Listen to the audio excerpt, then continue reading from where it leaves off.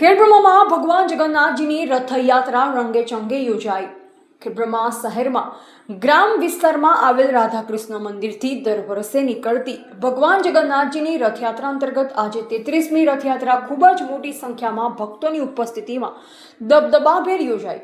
વહેલી સવારથી જ ખેડબ્રહ્મા તથા આસપાસના લોકો ઠાકોર મંદિરે આવી ગયા અને ભગવાનની પૂજા અર્ચના પ્રસાદીનો લાભ લીધો। આ પછી ખૂબ જ મોટી સંખ્યામાં ધર્મપ્રેમી લોકો જય રણછોડ માખણ ચોરના નાથથી મંદિર ગુંજી ઉઠ્યું। સુંદર શણગારેલ રથમાં ભગવાન જગન્નાથ, ભાઈ બલભદ્ર તથા બહેન સુભદ્રા સહિતની પરિક્રમાએ નીકળ્યા।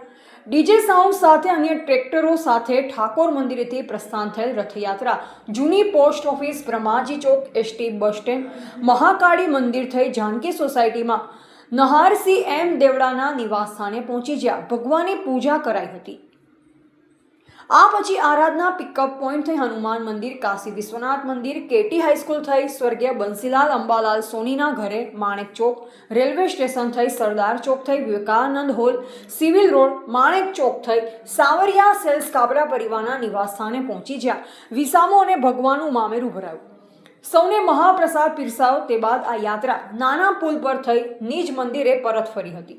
યાત્રાના રૂટમાં ઠેર ઠેર ભક્તો દ્વારા સ્વાગત કરાયું હતું। આ રથયાત્રા માટે મગ પ્રસાદના દાતા ગંગા શાંતાબેન માધાભાઈ પટેલ, જાંબુના દાતા પ્રજાપતિ પારસભાઈ ફ્રૂટવાળા હતા। રિપોર્ટર જયેશ ઠાકોર સાથે શૈલેષ પટેલ, જિલ્લા બ્યુરો ચીફ, સાબરકાંઠા।